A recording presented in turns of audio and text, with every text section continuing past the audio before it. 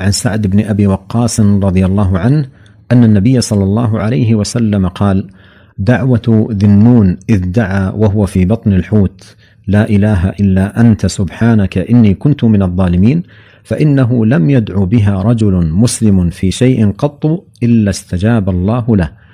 وقد جمعت هذه الدعوة أمرين عظيمين: التوحيد والاستغفار، فإن لا إله إلا الله كلمة التوحيد، وقوله إني كنت من الظالمين اعتراف بالذنب متضمن طلب الغفران. والتوحيد يفتح للعبد أبواب الرجاء في الدنيا والآخرة، والاستغفار يغلق عن العبد أبواب الشرور. وما أعظم أن يكون العبد في هذه الحياة مكثرا من كلمة التوحيد لا إله إلا الله لتفتح له أبواب الخيرات في الدنيا والآخرة، فإنها مفتاح كل خير وفضيلة.